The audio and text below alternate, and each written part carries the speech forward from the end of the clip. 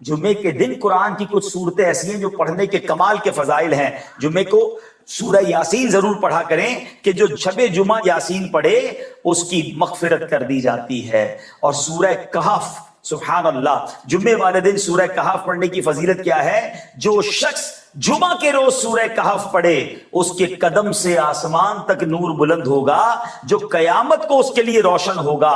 2 جمعوں کے درمیان جو گناہ ہوئے ہیں بخش دیے جائیں. You only required 15 to 20 minutes to recite سورہ کہف. اگر عادت بنا لیں کہ جمعے کی ایک نیکی 70 نیکیوں کے برابر ہے. اللہ کرے یہ ذہن بن جائے کہ جمعے کو میری نماز جمعہ کے علاوہ 1-1.5 گھنٹہ میرا مخصوص ہے جس میں یہ سارے وظائف میں نے پڑھنے ہیں. سورہ کہف پڑھوں، سورہ الدخان پڑھوں، سورہ یاسین پڑھوں، سورہ سبحان اللہ واقعہ پڑھ لوں تاکہ یہ برکتیں مجھے مل جائیں، اور کم از کم 313 بار درود پاک پڑھ لوں. اللہ اکبر. نویت سنت الاعتکاف. پیارے پیارے اسلامی بھائیوں اور سوشل میڈیا کے ناظرین، جب بھی مسجد میں داخل ہوا کریں اعتکاف کی نیت ضرور کر لیا کریں. اس کا فائدہ یہ ہوتا ہے کہ دیگر عبادتوں کے ساتھ ساتھ ہمیں اعتکاف کا ثواب بھی ملتا رہے گا. درود پاک پڑھنے کے بے شمار فضائل و برکات ہیں. اللہ پاک کے آخری نبی صلی اللہ تعالی علیہ وآلہ وسلم کا فرمان ہے، جو مجھ پر ایک دن میں 50 بار درود پاک پڑھے قیامت کے دن میں اس سے مصافحہ کروں گا، یعنی میں اس سے ہاتھ ملاؤں گا. اب ذرا آپ سوچئے کہ یہ کتنی بڑی سعادت ہے کہ بروز قیامت اللہ کے نبی صلی اللہ تعالی علیہ وسلم سے ہاتھ ملانے کی سعادت مل جائے. سبحان اللہ. ہم قرآن پاک کی کچھ آیتوں کے بارے میں جانتے ہیں اور کوشش کرتے ہیں کہ قرآن کی باتیں کیا کریں اور قرآن کا درس ہم سمجھا کریں. آج قرآن پاک کی کون سی آیت ہے انشاءاللہ غور سے سنتے ہیں. اللہ کریم قرآن مجید میں ارشاد فرماتا ہے، بسم اللہ الرحمن الرحیم، الذین یستمعون القول فیتبعون احسنہ اولئک الذین ہداہم اللہ واولئک ہم اولو الالباب.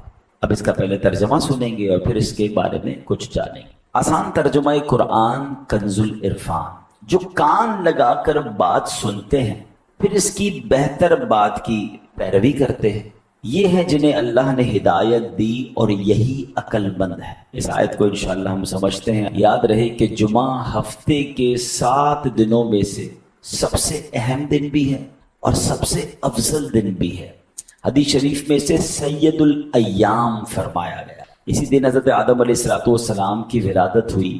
جمعے کا دن تھا جب آپ جنت سے زمین پر تشریف لائے. جمعے میں ایک ایسی گھڑی ہے کہ اس میں دعا کی جائے گی، وہ قبول ہوگی جب تک حرام کا سوال نہ کریں.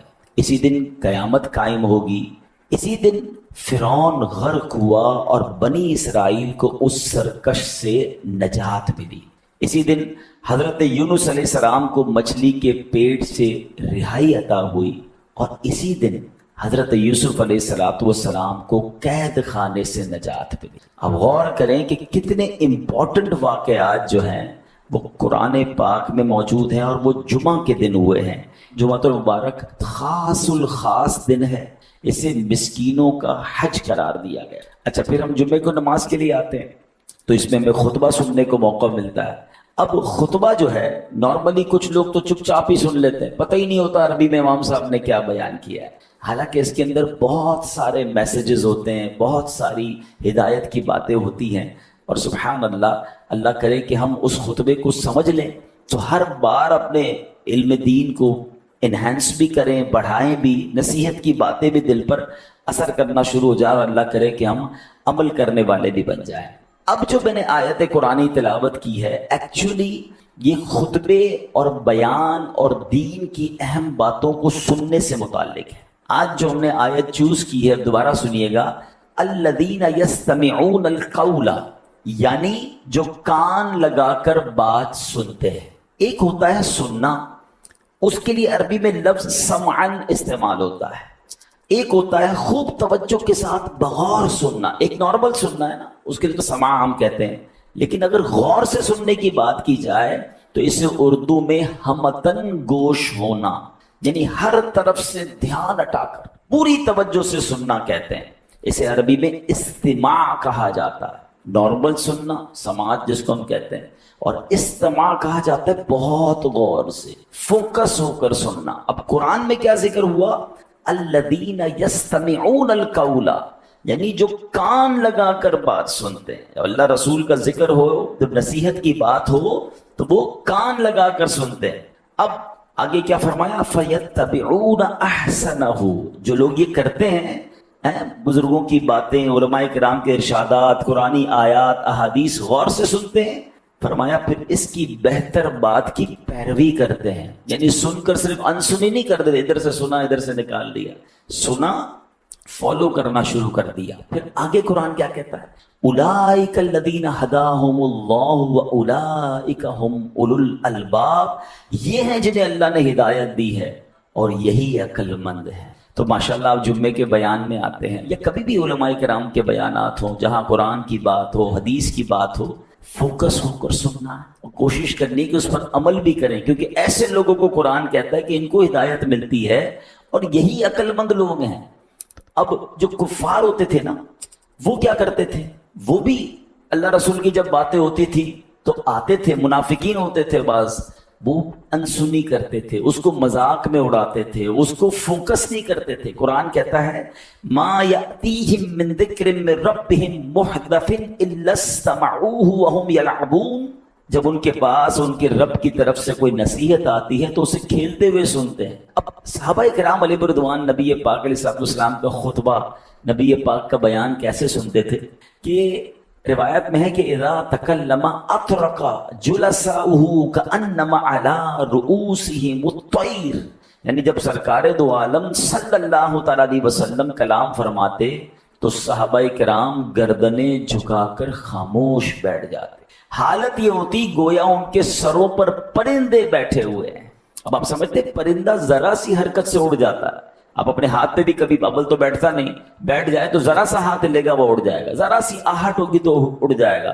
یعنی صحابہ سرکار دو عالم علیہ السلام جب بیان فرماتے تو وہ اتنی توجہ کے ساتھ اتنا فوکس ہو کر بیٹھتے تھے کہ اگر پرندہ بھی سر پر بیٹھ جائے تو وہ بھی اڑے نہ، اس کو بھی لگے کہ کوئی آبجیکٹ ایسا ہے جو ہلنے والا نہیں ہے. تو یہ انداز تھا نبی پاک علیہ السلام کا. صحابہ کس طرح خطبہ سنتے تھے، سبحان اللہ. اور پیارے آقا کی بات پر عمل کیسے کرتے تھے. ایک بار نبی پاک علیہ السلام خطبہ ارشاد فرما رہے تھے اور آپ نے فرمایا اجلسو، بیٹھ جاؤ. اللہ کریم نے نبی پاک کی آواز کو ایک اور کمال یہ عطا فرمایا تھا، یہ بھی معجزہ ہے صلی اللہ تعالی علیہ وسلم، کہ آج مائک لگانے کی ضرورت پڑتی ہے نا پیچھے آواز پہنچانے کے لیے. اس زمانے میں تو مائک نہیں تھا. تو سبحان اللہ مسجد نبوی میں جتنے لوگ ہوتے تھے سب کو ویسے ہی آواز سنائی دیتی تھی جیسے قریب والے کو سنائی دیتی. اچھا صرف مسجد نبوی میں نہیں، چلے آپ ہو سکتا ہے کہیں کہ جناب اس زمانے میں تو چند لوگ ہوتے تھے. حجۃ الوداع کے موقع پر، جب حجۃ الوداع کے موقع پر عرفات کے میدان میں 1,24,000 صحابہ موجود تھے، تب بھی نبی پاک نے جو خطبہ دیا سب کو پراپر اور یکساں آواز پہنچ رہی. کلام مصطفیٰ صلی اللہ تعالی علیہ وسلم کا یہ معجزہ. تو ایک بار نبی پاک نے خطبے میں فرمایا اجلسو، بیٹھ جاؤ. تو حضرت عبداللہ ابن مسعود جو ابھی مسجد میں داخل ہی ہوئے تھے، جیسے ہی نبی پاک کا جملہ سنا وہیں بیٹھ گئے. سبحان اللہ. یعنی فوراً سنتے بھی تھے اور اس پر عمل بھی کرتے تھے. ہم میں سے بہت سارے ایسے لوگ یہاں ہیں جو شاید ہر جمعے آتے ہیں اور ہر جمعے ہی بیان سنتے ہیں. کوشش بھی کیا کریں کہ توجہ سے سنا کریں، لیکن اس پر کچھ نہ کچھ عمل بھی شروع کر دیں. تو انشاءاللہ یہ جو قرآن کی آیت میں انعام اعلان ہوا ہے نا، کہ وہ لوگ سنتے بھی ہیں کان لگا کر، عمل بھی کرتے ہیں، اور یہی وہ لوگ ہیں جو ہدایت والے ہیں اور عقل مند ہیں. تو اللہ کرے کہ ہم ان لوگوں میں شامل ہو جائیں. اچھا اب ہم جمعے کے خطبے کو اسپیشلی تھوڑا سا ڈسکس کرتے ہیں. ایک بڑی پیاری حدیث ہے، حضرت ابو ہریرہ رضی اللہ تعالیٰ عنہ اس کے راوی ہیں. سرکار دو عالم علیہ السلام نے فرمایا اذا کان یوم الجمعۃ فاغتسل الرجل، فرمایا جب جمعے کا دن ہو تو بندہ غسل کرے، فغسل رأسہ، اپنے سر کو دھوئے، پھر فرمایا ثم تطیب من اطیب طیبہ، پھر بہترین خوشبو لگائے، یعنی جو اس کے پاس خوشبو ہے اس میں سے بہترین خوشبو لگائے. پھر فرمایا وَلَبِسَ مِن صَالِحِ ثِيَابِهِ، اور پھر فرمایا اچھے کپڑے پہنے، ثم خرج الی الصلاۃ، پھر نماز جمعہ کے لیے وہ نکلے گھر سے، حاضر ہو جائے، سبحان اللہ، اور پھر فرمایا وَلَمْ يُفَرِّقْ بَيْنَ اثْنَيْنِ، دو بندوں کے درمیان سے نہ گزرے۔ اب اس میں بھی ایک چیز کیا ہوتی ہے کہ بعض اوقات نمازی بیٹھے ہوتے ہیں، لوگ گزر کر بیچ سے کاندھے ٹاپ کر آ رہے ہوتے ہیں، یہ نہ کیا کریں، کیونکہ آپ بہت سارے لوگوں کو ڈسٹرب کر رہے ہوتے ہیں۔ اور حدیث میں بھی یہ ذکر آیا کہ دو بندوں کے درمیان سے نہ گزرے، جدھر جگہ ملتی ہے بیٹھ جائے، وہ الگ بات ہے جب نماز کا وقت شروع ہوگا تو صفیں درست ہو جائیں گی، لیکن بعض لوگ سب کو اوپر سے کاندھے پھلانگتے ہوئے آ رہے ہوتے ہیں، جتنوں کو کاندھا آپ پھلانگیں گے ان کا بیان سننا ڈسٹرب ہو جائے گا۔ اور جب شریعت کی بات ہو رہی ہوتی ہے نا، اس میں ایک احتیاط اس لیے کرنی ہوتی ہے کہ کبھی جائز کو وہ ناجائز نہ سمجھ جائے، حلال کو وہ حرام نہ سمجھ جائے، کیونکہ آپ نے اس کے کاندھے سے جب آپ نے اوپر سے آنا ہے تو اس سے ڈسٹرب ہونا ہے اور وہ بیان کو مس کر جائے گا۔ تو حدیث میں کیا فرمایا؟ دو بندوں کے درمیان سے نہ گزرے، اور پھر فرمایا امام کا کلام پوری توجہ کے ساتھ سنے، اس کے جمعے سے جمعے تک کے گناہ بخش دیے جاتے ہیں۔ اس میں 3 دن کا مزید اضافہ ہے، غفر لہ من الجمعۃ الی الجمعہ وزیادۃ 3 ایام، یعنی گویا تقریباً 10 دن کے گناہ معاف ہو جاتے ہیں اگر بندہ یہ عمل کر لے۔ میں پھر ریپیٹ کر دیتا ہوں، کرنا کیا ہے؟ جمعے کے دن غسل کرنا ہے، بہترین خوشبو لگائیں، اچھے کپڑے پہنیں، پوری توجہ کے ساتھ نماز جمعہ کے لیے جب آئیں تو دو بندوں کے درمیان سے نہ گزریں، پھر فرمایا پوری توجہ کے ساتھ امام کا بیان خطبہ سنیں، اور پھر کیا ہوگا انشاءاللہ تقریباً 10 دن کے گناہ جو ہے وہ معاف کر دی۔ تو یہ جمعہ کا دن بڑا کمال کا دن ہے، اور آپ دیکھیں حدیثوں میں بار بار خطبے کو غور سے سننے کا حکم ہے، بیان کو غور سے سننے کا حکم ہے، اللہ رسول کی جو بات ہو رہی ہے، قرآن و حدیث کی جو بات ہو رہی ہے اس کو غور سے سننے کا حکم ہے۔ اب جو ہے انشاءاللہ میں جو خطبہ جمعہ ہے، کیونکہ میں یہ چاہتا ہوں کہ آج ہم کم از کم کچھ خطبہ جمعہ کو سمجھ لیں، تاکہ آئندہ جب خطبہ جمعہ ہمارے سامنے پڑھا جائے تو کچھ باتیں ہمیں یاد آ جائیں اور ہم اس کو بہت اچھے انداز سے سمجھیں بھی، اور اللہ کرے ہمارے دلوں پر اثر بھی ہو جائے۔ اب عموماً جو امام صاحبان ہوتے ہیں جو جمعے کا خطبہ دیتے ہیں وہ خطبات رضویہ سے دیتے ہیں، اور خطبات رضویہ کے جو 5 بنیادی مضامین ہیں، 5 سبجیکٹ بیان ہوتے ہیں۔ جب بھی عربی خطبہ ہوتا ہے نا نارملی اس میں 5 سبجیکٹ ہوتے ہیں۔ پہلا سبجیکٹ کیا ہے؟ اللہ پاک کی حمد و ثنا اور پیارے آقا علیہ الصلوۃ والسلام پر درود پاک پڑھا جا رہا ہے۔ دوسرا سبجیکٹ یہ ہے تقویٰ اور محبت رسول کی نصیحت کی جاتی ہے۔ تیسرا مکافات عمل، یعنی جیسا کرو گے ویسی بھرو گے، اس کا بیان کیا جاتا ہے۔ چوتھے نمبر پر خلفائے راشدین، صحابہ، اہل بیت کا ذکر خیر ہوتا ہے، ان کے لیے رحمت کی دعائیں ہوتی ہیں۔ اور 5واں ایک بڑی نصیحت بھری آیت کریمہ بھی ہمیں سنائی جاتی ہے۔ اب ان 5 سبجیکٹ کو میں انشاءاللہ ایک ایک کر کے بیان کرتا ہوں، آپ ذرا غور سے سنتے جائیں، آپ کو انشاءاللہ بہت کچھ اس میں سمجھ بھی آئے گا، اور اللہ کرے گا آئندہ بھی آپ اگر اس کو فوکس رکھیں گے تو آپ انشاءاللہ جمعے کے خطبے کو انجوائے بھی کریں گے اور اللہ نے چاہا انڈرسٹینڈ بھی کریں گے۔ ابتدا کیسے ہوتی ہے جمعے کی خطبے کی؟ الحمدللہ الذی فضل سیدنا و مولانا محمدا صلی اللہ تعالی علیہ وسلم علی العالمین جمیعا۔ یہ سنتے ہیں نا، ترجمہ کیا ہے؟ سب خوبیاں اللہ کو جس نے ہمارے سردار اور ہمارے مالک و مولا سرکار دو عالم علیہ الصلوۃ والسلام کو تمام جہانوں پر فضیلت بخشی ہے، یعنی اللہ کی حمد ہو رہی ہے، نبی پاک پر گویا درود بھیجا جا رہا ہے۔ اب اس کا کتنا پیارا انداز ہے کہ اللہ پاک کی حمد و ثنا بیان کی گئی ہے۔ یہ اعلیٰ حضرت امام اہل سنت کا نرالا اسلوب ہے جو آپ نے قرآن کریم سے سیکھا ہے۔ قرآن کریم میں اللہ پاک نے اپنا تعارف کیسے کروایا؟ فرمایا هو الذی ارسل رسولہ، وہی ہے جس نے اپنے رسول کو بھیجا۔ سبحان اللہ، تعارف کس کا کروانا ہے؟ اللہ پاک کا۔ فرمایا گیا اللہ وہ ہے جس نے رسول ذیشان، رسول اکرم نبی محتشم صلی اللہ تعالی علیہ وسلم کو رحمت کل جہاں بنا کر بھیجا۔ سبحان اللہ، یہی حمد کا انداز اعلیٰ حضرت نے استعمال کیا۔ الحمدللہ الذی فضل سیدنا و مولانا محمدن، یعنی تمام تعریفیں اس اللہ کو جس نے فضیلت بخشی ہمارے سردار اور ہمارے آقا جناب رسول اللہ صلی اللہ علیہ وسلم کو تمام عالم پر۔ سبحان اللہ، یعنی یہاں ایک اور عشق والی بات بھی سمجھ آ رہی ہے کہ رب اپنا تعارف بھی کیسے کروا رہا ہے۔ میں وہ اللہ ہوں جس نے زمین و آسمان بنائے؟ نہیں، میں وہ اللہ ہوں جس نے سارے جہان کو بنایا۔ اس آیت میں کیا فرمایا؟ هو الذی ارسل رسولہ، رب وہ ہے جس نے نبی پاک کو اپنا رسول بنا کر بھیجا ہے۔ محبوب و محب کا پیار نظر آ رہا۔ واشهد ان لا الہ الا اللہ وحدہ لا شریک لہ واشهد ان سیدنا و مولانا محمدا عبدہ ورسولہ صلی اللہ تعالی علیہ وآلہ وصحبہ اجمعین۔ اب اس کا ترجمہ کیا ہے؟ میں گواہی دیتا ہوں کہ بے شک اللہ پاک کے سوا کوئی عبادت کے لائق نہیں، وہ اکیلا ہے، اس کا کوئی شریک نہیں، اور میں گواہی دیتا ہوں کہ بے شک ہمارے سردار اور ہمارے آقا محمد صلی اللہ تعالی علیہ وسلم اللہ کے بندے اور اس کے رسول ہیں۔ ان پر، ان کے جملہ آل و اصحاب پر اللہ پاک درود و برکت اور سلام نازل فرمائے۔ اس کے بعد تقویٰ کی نصیحت شروع ہوتی ہے۔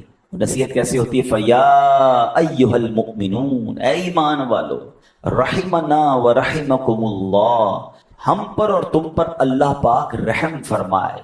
اوصیکم ونفسی بتقوی اللہ عز وجل فی السر والاعلان، میں تمہیں اور اپنے آپ کو تنہائی میں اور لوگوں کے سامنے ہر جگہ اللہ پاک سے ڈرنے کی وصیت کرتا ہوں۔ تقویٰ کہتے ہیں اس کو ہیں، اکیلے میں بھی اللہ سے ڈرنا، فی السر والاعلان، لوگوں میں بھی اللہ سے ڈرنا ہے اور اکیلے میں بھی اللہ سے ڈرنا ہے۔ یاد رکھیے، ایسی نصیحت ہے کہ ایک مرتبہ کسی مرید نے اپنے پیر صاحب کی خدمت میں عرض کی کہ عالی جان مجھے نصیحت کیجیے۔ پیر صاحب نے کہا کہ میں اللہ پاک کی وہ نصیحت کرتا ہوں جو اللہ پاک نے اگلے پچھلے تمام انسانوں کو کی ہے، یعنی قرآنی نصیحت فرمائی۔ اور قرآن کیا کہتا ہے؟ وَلَقَدْ وَصَّيْنَا الَّذِينَ أُوتُوا الْكِتَابَ مِن قَبْلِكُمْ وَإِيَّاكُمْ أَنِ اتَّقُوا اللَّهَ، اللہ نے کیا فرمایا؟ بے شک ہم نے ان لوگوں کو جنہیں تم سے پہلے کتاب دی گئی اور تمہیں بھی تاکید فرما دی ہے کہ اللہ سے ڈرتے رہو۔ اللہ نے پچھلوں کو بھی نصیحت فرمائی، آج کے لوگوں کو بھی نصیحت فرما دی، اور وہ کیا ہے؟ اللہ سے ڈرتے رہو۔ تو پتہ یہ چلا کہ اللہ کریم خود فرما رہا ہے، مہربان ہے، رحم والا ہے، اپنے بندوں کو تقویٰ کی نصیحت فرما رہا ہے کہ اے بندو اللہ سے ڈرتے رہو۔ اچھا، مومنین کو تو الگ سے سمجھایا ہے نا قرآن میں، یا ایھا الذین آمنوا اتقوا اللہ حق تقاتہ، اے ایمان والو اللہ سے ڈرو جیسا ڈرنے کا حق ہے۔ آج کل کچھ لوگ بڑے بے باک ہو گئے، اللہ بڑا کریم ہے، اللہ بڑا رحمان ہے، اللہ بڑا رحیم ہے، وہ معاف کرنے والا ہے۔ یقیناً وہ معاف کرنے والا ہے، مگر وہی معاف کرنے والا ہی تو کہہ رہا ہے مجھ سے ڈرو۔ یہ ڈر کیوں نکالا جا رہا ہے؟ اللہ سے ڈرنے کا مطلب یہ ہے کہ بندہ اللہ کی نافرمانی نہ کرے۔ یقیناً وہ میری ماں سے زیادہ مجھے چاہنے والا ہے۔ اچھا، اس کو اگر ادر وے اراؤنڈ کر لیں کہ جس سے پیار ہوتا ہے، جس سے محبت ہوتی ہے، جو محسن ہوتا ہے، کیا اس کی نافرمانی کی جاتی ہے؟ بندہ کیا چاہتا ہے کہ یار مجھے اس سے اتنا پیار ہے کہ میں اسے ناراض نہیں کر سکتا، تو چلو بہت اچھی بات ہے، اللہ سے محبت میں گناہ نہ کیجیے، اللہ سے محبت میں اللہ کی نافرمانی نہ کیجیے۔ تو بہرحال تقویٰ جو ہے یہ بڑی کمال کی چیز ہے۔ اللہ مجھے بھی نصیب فرمائے، آپ کو بھی نصیب فرمائے۔ معلوم یہ ہوتا ہے کہ اللہ پاک کے ہاں بندے کی خوبیوں میں سب سے اعلیٰ درجے کی جو خوبی ہے وہ تقویٰ ہے۔ متقین جو ہیں اس کے فضائل قرآن میں بیان ہوئے۔ اچھا، پھر آگے خطبے میں ہم کیا سنتے ہیں؟ اور مزین کرو اپنے دلوں کو اس نبی پاک علیہ الصلوۃ والسلام کی محبت سے، آپ پر اور آپ علیہ الصلوۃ والسلام کی آل پر افضل درود اور سلام۔ اب یہ مزین، روشن کرنے کی بات ہو رہی ہے کہ اپنے دل کو روشن کیجئے اللہ رسول کی محبت سے، اس حبیب علیہ الصلوۃ والسلام کی محبت سے، کیونکہ آگے خطبے میں ایک جملہ سنتے ہیں جو بڑا امپورٹنٹ ہے، فَإِنَّ الْحُبَّ هُوَ الْإِيمَانُ كُلُّهُ أَلَا لَا إِيمَانَ لِمَنْ لَا مَحَبَّةَ لَهُ۔ یاد آ رہا ہے؟ یہ جملے سنتے ہیں ہم خطبے میں، مگر معنی آج پتہ چل جائے گا تو انشاءاللہ اور اچھے انداز سے سنیں گے۔ اب اس کے معنی کیا ہے؟ بے شک محبت ہی پورا ایمان ہے۔ خبردار، جسے آپ سے محبت نہیں اس کے لیے ایمان نہیں۔ جس کے دل میں نبی پاک سے محبت نہیں اس کا ایمان کمپلیٹ نہیں ہے۔ یعنی یاد رکھیے، محمد کی محبت دین حق کی شرط اول ہے، اسی میں ہو اگر خامی تو سب کچھ نامکمل ہے۔ محمد کی محبت ہے سند آزاد ہونے کی، خدا کے دامنے توحید میں آباد ہونے۔ یہ جمعے کے خطبے میں بار بار ریمائنڈ کروایا جاتا ہے، سن لو اس کا ایمان نہیں، جس کے دل میں نبی پاک سے محبت نہیں. ایک بار نبی پاک علیہ السلام نے حضرت عمر فاروق رضی اللہ تعالیٰ کا ہاتھ پکڑا ہوا تھا. فاروق اعظم نے عرض کی لَأَنْتَ أَحَبُّ إِلَيَّ مِنْ كُلِّ شَيْءٍ إِلَّا مِنْ نَفْسِي. یا رسول اللہ صلی اللہ علیہ وسلم آپ مجھے میری جان کے علاوہ ہر چیز سے زیادہ محبوب ہیں. نبی پاک علیہ السلام نے فرمایا لا والذی نفسی بیدیہ حتی اکون احب الیک من نفسک. نہیں عمر، رب کریم کی قسم جس کے قبضہ قدرت میں میری جان ہے، تمہاری محبت اس وقت تک کامل نہیں ہوگی جب تک میں تمہارے نزدیک تمہاری جان سے بھی زیادہ محبوب نہ ہو جاؤں. پھر حضرت عمر نے فوراً کیا کہا واللہ لانت احب الی من نفسی. یا رسول اللہ صلی اللہ علیہ وسلم اللہ کی قسم آپ مجھے میری جان سے بھی زیادہ محبوب ہے. اسی سن کر نبی پاک علیہ السلام نے پھر فرمایا الآن یا عمر، یعنی اے عمر تمہاری محبت کامل ہو گئی ہے، اب ایمان کمپلیٹ ہوا ہے. کسی کی دل میں اگر محبت نہیں ہے تو وہ کامل مومن نہیں. تو محبت تو ہر مسلمان کو ہے. نہیں، محبت کرنی کتنی ہے یہ سمجھنا ضروری ہے. محبت کے بغیر تو میں کلمہ ہی میرا کمپلیٹ نہیں ہوگا. لیکن the level of محبت، level of affection required کیا ہے کہ خود نبی پاک علیہ السلام فرماتے ہیں فرماتے تم میں سے کوئی اس وقت تک کامل مومن نہیں ہو سکتا جب تک میں اس کے نزدیک، اس کے والد، اس کی اولاد اور تمام لوگوں سے زیادہ محبوب نہ ہو جائے. اب یہ میں نے اور آپ نے چیک کرنا ہے کہ کیا واقعی ایسی محبت ہے ہمیں رسول پاک علیہ السلام سے. ہم دعوتوں کو بہت اچھا نعرہ بھی لگاتے ہیں غلامی رسول میں موت بھی قبول ہے، نہ ہو جو عشق مصطفیٰ تو زندگی فضول ہے. مگر یہ نعرے کی حد تک تو ہے، مگر کیا عمل بھی ایسا ہے کہ ہم زندگی میں زندگی ایسے گزاریں کہ میرے نبی ناراض نہ ہو جائیں، ان کی سنتوں پر عمل ہو، انہوں نے جن چیزوں سے منع کیا میں اس سے بچوں. پھر محبت ہے نا، نظر تو آئے نا. محبت صرف نعرے کی حد تک تو نہیں ہوتی. بہرحال اب آگے بہت پیاری دعا آتی ہے رزقنا اللہ تعالی وإیاکم حب حبیبہ ھذا النبی الکریم علیہ وآلہ اکرم الصلاۃ والتسلیم. اللہ پاک ہمیں اور تمہیں اپنے حبیب نبی کریم علیہ السلام کی محبت نصیب فرمائے، ان پر اور ان کی آل پر بزرگ ترین درود و سلام ہو. پھر ایک بڑی کمال کی حدیث ہے، انشاءاللہ کبھی موقع ملا اس حدیث کو پورے بیان میں ہم ڈسکس کریں گے، لیکن یہ حدیث جھنجھوڑنے والی ہے. البر لا یبلا والذنب لا ينسى والدیان لا يموت اعمل ما شئت كما تدین تدان. نیکی پرانی نہیں ہوتی. اب اس حدیث کا معنی سنیں. البر لا یبلا، نیکی پرانی نہیں ہوتی. والذنب لا ينسى، گناہ بھلایا نہیں جاتا. والدیان لا يموت، اور جس نے بدلہ لینا ہے، انصاف کرنا ہے، اس کو موت نہیں آنی. اللہ کو تو موت نہیں آنی نا. فرمایا اعمل ما شئت کما تدین تدان، کر لے جو کرنا ہے، جیسی کرے گا ویسی بھرے. یقین کرے یہ ایک حدیث زندگی گزارنے کے لیے کافی ہے. اگر بندہ سمجھ جائے نا، انسان کہتا ہے یار میں نیکی کروں صلہ تو ملتا نہیں. بھائی آپ نیکی کرتے جائیں، یہ پرانی نہیں ہوگی. اللہ کی بارگاہ میں لکھ دی گئی ہے، اللہ اجر دینے والا ہے، لوگوں سے اجر نہ مانگیں. البر لا یبلا، نیکی پرانی نہیں ہوتی. والذنب لا ينسى، گناہ بھلایا نہیں جاتا. میں اور آپ ہزاروں گناہ کر چکے ہوں گے جو بھول گئے، مگر کہیں لکھا ہوا ہے گناہ کرتے وقت یاد رکھنا کہ آج تو لذت کے لیے کر رہا ہوں، مگر یہ کہیں لکھ دیا جائے گا، بھلایا نہیں جاتا. جس نے فیصلہ کرنا ہے نا، جس نے ہمارا حساب کتاب کر کے جزا اور سزا کا اعلان فرمانا ہے، اس کو موت نہیں آنی. والدیان لا يموت. اور پھر آگے جس طرح کہا گیا نا اعمل ما شئت کما تدین تدان، کر لے جو کرنا مگر جیسی کرے گا ویسی بھرے. یہ لائف میں جو بھی ہم کر کے جائیں گے نا، قبر میں سمجھ لیں اس کا رزلٹ کارڈ ملنا ہے. اچھی گزار کر جاؤ گے تو جنت کے مزے ہوں گے. آج بندہ کہتا ہے مجھے تو کوئی کچھ کہہ ہی نہیں سکتا، میری جو مرضی میں کر رہا ہوں، شراب پی رہا ہوں، بدکاری کر رہا ہوں، جوا کھیل رہا ہوں، حرام کما رہا ہوں، ظلم کر رہا ہوں، زیادتی کر رہا ہوں، میری تو جناب بڑی ٹور ہے، مجھے کون کچھ کہہ سکتا ہے. آج کوئی نہیں کہے گا. اعمل ما شئت کما تدین تدان، کر لے جو کرنا ہے. نبی پاک نے پہلے ہی فرما دیا، مگر پھر جیسی کرے گا نا ویسی بھرے. جانا سب نے جنت میں ہے، مگر کام